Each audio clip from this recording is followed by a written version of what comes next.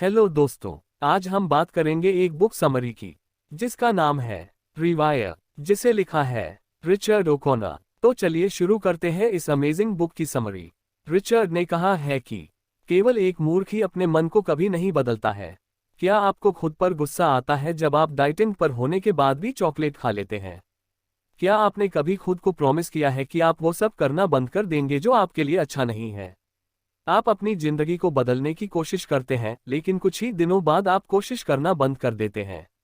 इस बुक में आप जानेंगे कि हम वो चीजें क्यों करते हैं जो हमारे लिए सही नहीं है। आप दिमाग के उन दो हिस्सों के बारे में जानेंगे जो हमारे अंदर आपस में लड़ रहे हैं। हमारी बुरी हैबिट्स के लिए यही जिम्मेदार हैं।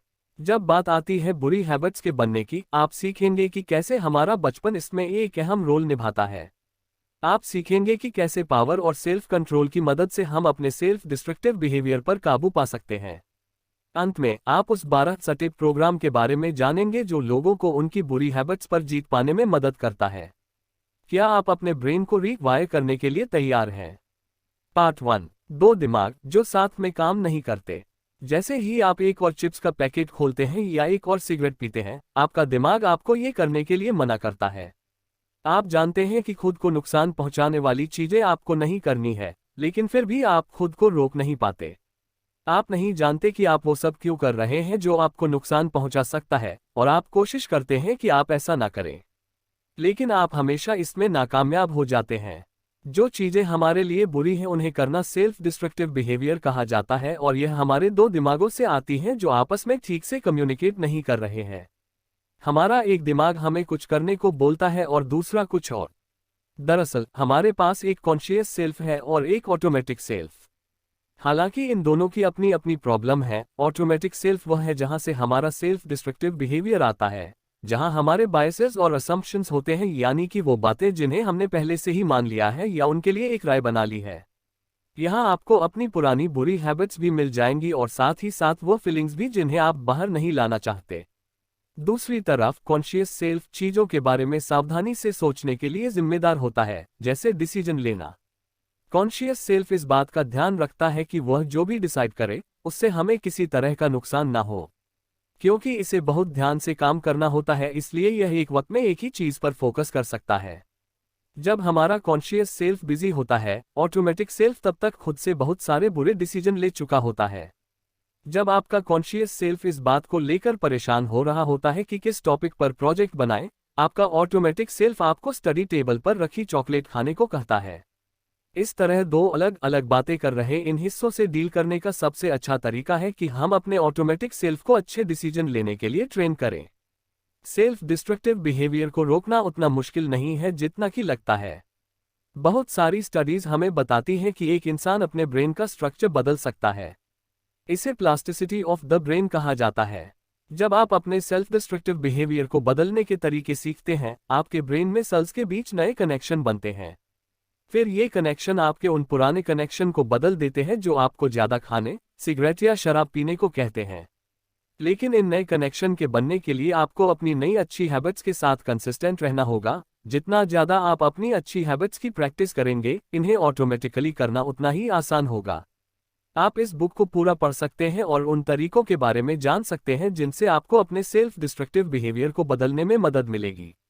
लेकिन अगर आप अपनी अच्छी हैबिट्स को रोज और लंबे समय तक प्रैक्टिस नहीं करेंगे, तो आप अपनी बुरी हैबिट्स को बिल्कुल भी नहीं बदल पाएंगे।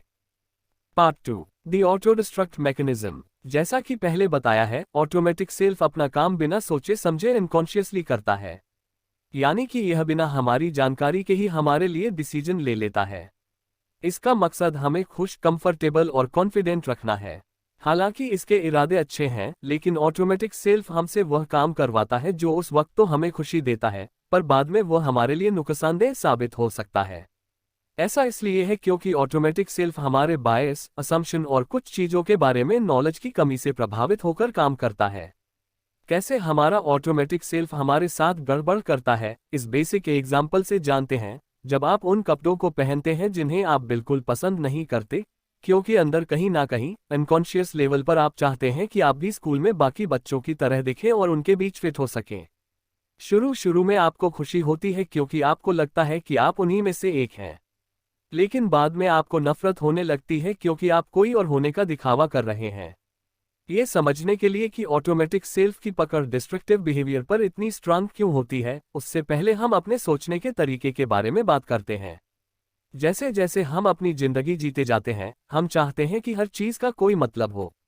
हम पैटर्न बनाने लगते हैं ताकि जिंदगी प्रिडिक्टेबल हो सके। अगर आप अच्छे काम करेंगे तो आपको उसका अच्छा फल मिलेगा। जैसे जैसे हम ज़्यादा पैटर्न्स बनाते हैं, हम उन्हें मैनेज करने के लिए एक स्ट्रक्चर बनाते हैं जिसे हम पैराडाइम भी कहते हैं। रियलिटी और दुनिया के बारे में हमारे सोचने का तरीका ही पैराडाइम है। जब हम बड़े हो रहे होते हैं, इसी सोच को अपनी जिंदगी में लागू करते रहते हैं, जल्द ही यह परमानेंट और ना बदली जा सकने वाली सोच बन जाती है। हम उन लोगों से अपनी नज़दीकियां बढ़ाने लगते हैं जो हमारे सोचने के तरीके को सपोर्ट करते हैं। हम उन लोगों से दूर रहने लगते हैं जो हमारी सोच को चैलेंज करते हैं या उसके खिलाफ जाते हैं। अगर कोई आदमी इस बात से सहमत नहीं है कि हर वीकेंड ड्रिंक करने में बड़ा मजा है, हम उससे दूर रहते हैं। बार में जाने वाले लोग हमारे दोस्त बन जाते हैं क्योंकि हमें लगता है वे कूल हैं। हमारे परिवार वाले और दोस्त हमें बताते हैं कि वह हमारी हरकतों की वजह से चिंतित हैं। हम उनकी हाँ में हाँ मिला देते हैं लेकिन उनकी बात सुनते नहीं हैं। क्योंकि हम अपनी सोच के बारे में कॉन्शियस नहीं हैं, हमारे कॉन्शियस सेल्फ को हमारी प्रॉब्लमेटिक सोच को ठीक करने का मौका ही नहीं मिलता। हम हर उस चीज को ब्लॉक कर देते हैं जो हमारे खुद को और दुनिया को देखने के नजरिए को चैलेंज करती है। जब हमें अपने सेल्फ डिस्ट्रक्टिव बिहेवियर के बारे में बात करनी पड़ती है, हम अपने आप को बचाने लगते हैं। हम इसे नकारने लगते हैं, बहस करते हैं या फिर टॉपिक ही बदल देते हैं। हम अपने पैराडाइम को बचाने के लिए कुछ भी करते हैं। अगर आप चाहते हैं कि आप अपने गलत पैराडाइम के बारे में अवेयर रहें, तो एक डायरी रखना अच्छी शुरुआत हो सकती है।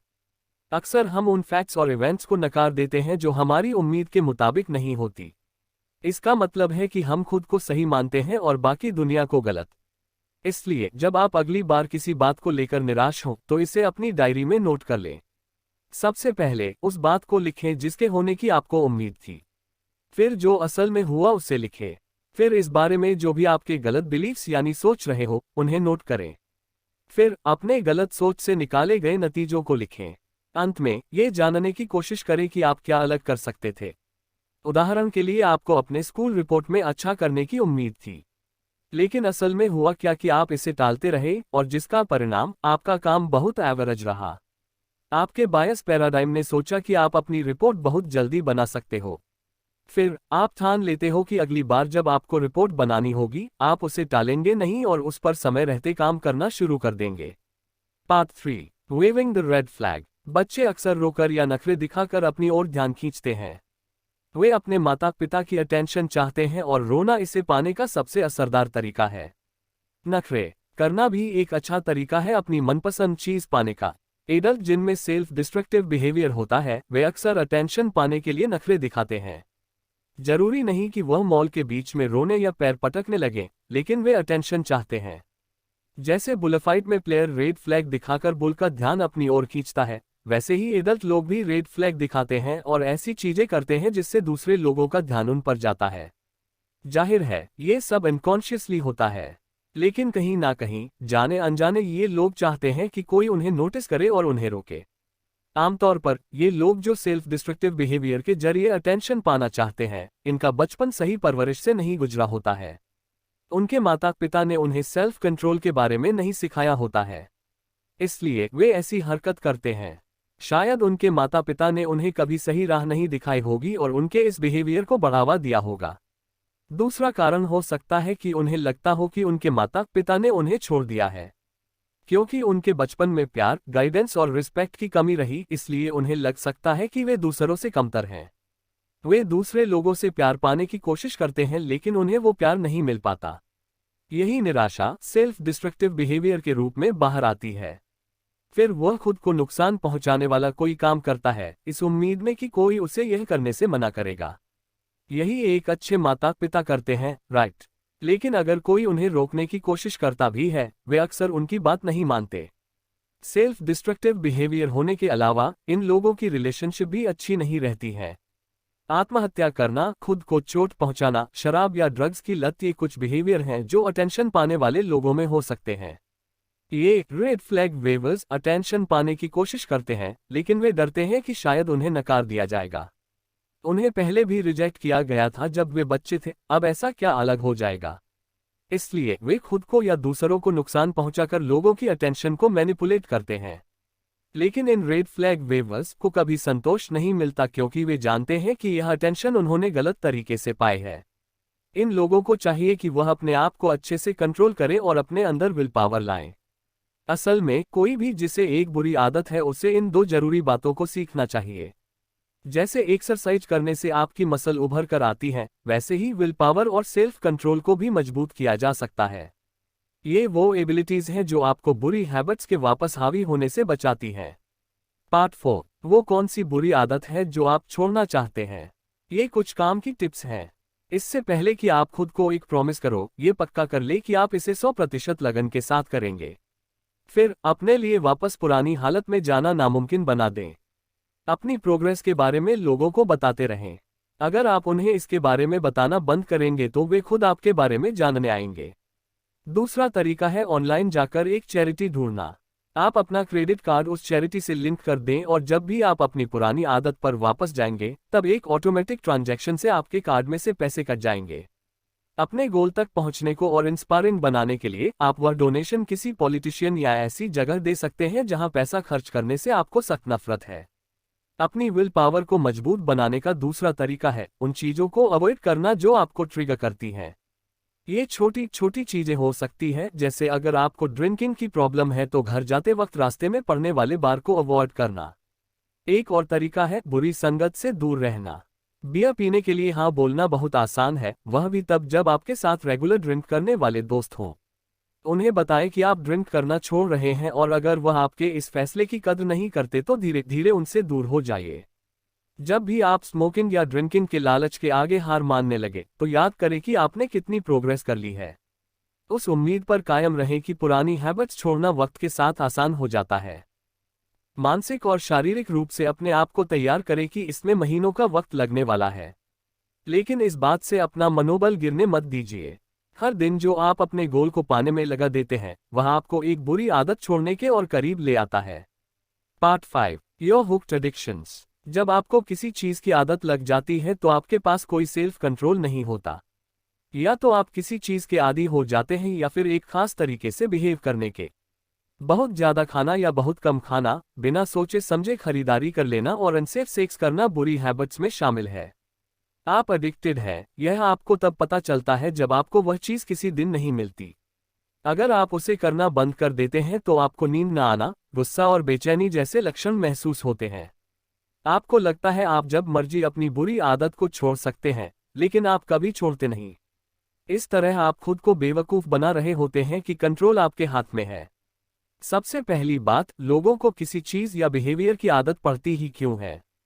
शराब जैसी चीजों की आदत पड़ने को आसानी से समझा जा सकता है। शराब आपको अच्छा फील कराती है, इसके कारण आप खुल जाते हैं और जब आप नशे में होते हैं तो आपका टाइम अच्छा बीतता है।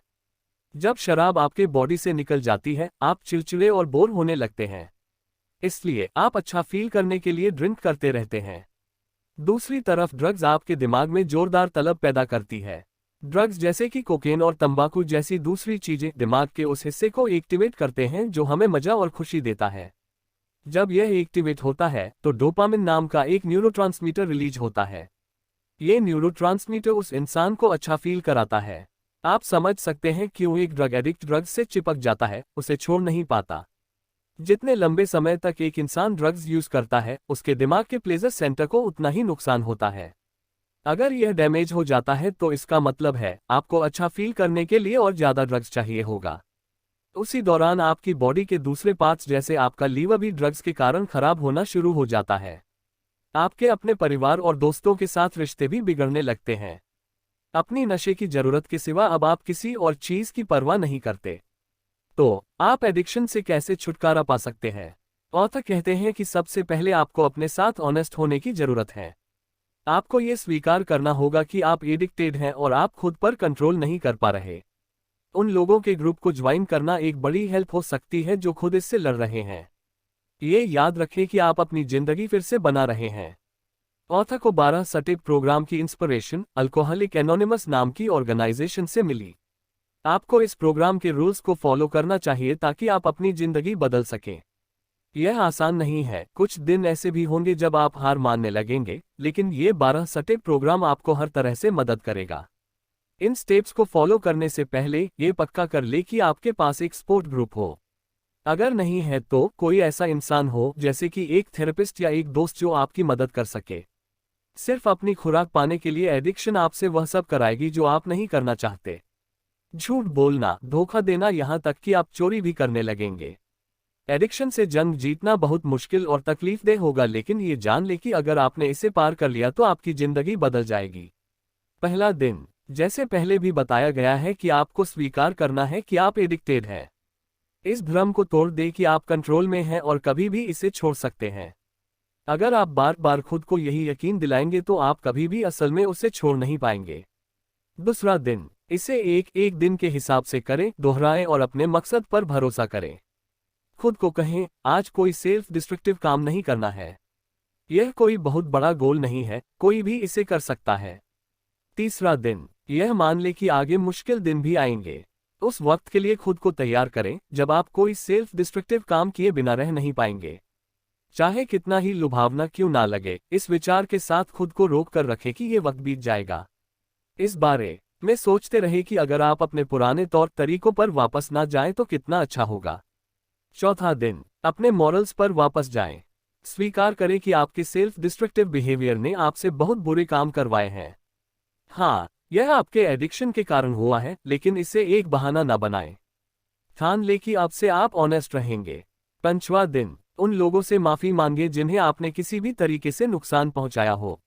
ये फोर्थ स्टेप से रिलेटेड है और यह आपको एक बेहतर इंसान बनने में मदद करेगा। छठा दिन, बदले में उनके साथ अपना टाइम शेयर करें। एक दिन के लिए किसी बुरे इंसान का साथी बने या लोकल बीच की सफाई करें। अच्छे काम करने से आपको अच्छा फील होगा, इससे दुनिया में पॉजिटिविटी भी बढ़ेगी। सातवां दिन, माइंडफुल एक्टिविटीज की प्रैक्टिस करें। माइंडफुलनेस का मतलब है अपने रिएक्शन और बिहेवियर को लेकर कॉन्शियस रहना। जब आप खुद के बारे में माइंडफुल होते हैं तो आप देख सकते हैं कि आप क्या गलत कर रहे हैं। यहां से आप अपनी गलतियां सुधार सकते हैं। आठवां दिन, बार बार उस सोच को दोहराए कि you can fake it until you make it. Alcoholic anonymous जैसे बड़े और फेमस ग्रुप भी इस सोच को अपनाते हैं। अगर आपने अभी शुरुआत की है तो आप मीटिंग्स अटेंड करते रहिए, मोटिवेशनल लाइंस को दोहराते रहिए और अपने इस फ्लो को बनाए रखें। जैसे जैसे आप इसे बार बार करते रहेंगे, यह आपके डेली रूटीन का हिस्सा बन जाएगा। एक दिन आखिरकार आप कह पाएंगे कि आप पहले एडिक्टेड थे, लेकिन अब आपने इससे छुटकारा पा लिया है। इन स्टेप्स को फॉलो करते रहें, भले ही कभी कभी आपको इन पर भरोसा ना हो। 9वां दिन, अगर आपके पास कोई सपोर्ट ग्रुप नहीं है तो एक स्पॉन्सर तलाशें। स्पॉन्सर वह होता है जिसे आप अपनी रिकवरी के दौरान सब कुछ बताएंगे। वे आपको बिना किसी जजमेंट के सुनेंगे, लेकिन वे आपको सच भी, चाहे वो कितना ही कड़वा क्यों ना हो। 10वां दिन, अगर आपके पास कोई स्पॉन्सर ना हो तो अपने पास एक डायरी रखें। इसमें हर दिन के अपने एक्सपीरियंस को लिखें या फिर अपना वीडियो बनाएं। अपनी फीलिंग्स को एक्सप्रेस करें, बताएं कि आपको ये अच्छे दिन कैसे लग रहे हैं या क्रेविंग कितनी ज्यादा हो सकती है। 11वां दिन, अपने शॉर्ट टर्म गोल पर ध्यान दें, लेकिन अपने लॉन्ग टर्म गोल को भी याद रखें। हालांकि रोज थोड़ा थोड़ा करने से यह आपको बहुत मुश्किल नहीं लगेगा, लेकिन अपने लॉन्ग टर्म गोल पर नजर रखना भी जरूरी है। हर वो दिन जब आप खुद को सेल्फ डिस्ट्रक्टिव रास्ते पर वापस जाने से रोकते हैं, यह आपके ब्रेन के लिए एक मौका होता है खुद को रिवायर करने का। धीरे धीरे आपका ब्रेन खुद को इस तरह ढाल लेगा कि वह किसी नशीली चीज या बुरे बिहेवियर पर डिपेंडेंट नहीं होगा। जैसे जैसे आप आगे बढ़ते जाओगे, अपनी एडिक्शन से दूर होना उतना आसान हो जाएगा। दिन अंत में प्रैक्टिस करते रहें। बार बार दोहराना ही सबसे जरूरी है। बुरी हैबिट्स ने आपके दिमाग में कनेक्शन बना लिए हैं। हर रोज अच्छी हैबिट्स की प्रैक्टिस करें और उन्हें बार बार दोहराएं ताकि नए कनेक्शन जल्दी और मजबूत बन सके। फाइनल कंक्लूजन, आपने सीखा कि क्यों आप वो चीजें करते हैं जो आपके लिए अच्छी नहीं है, और इसके लिए कैसे आपके दो माइंड जिम्मेदार हैं जो आपस में लड़ रहे हैं। कॉन्शियस सेल्फ वह माइंड है जो आपके लिए सावधानी से फैसले लेता है।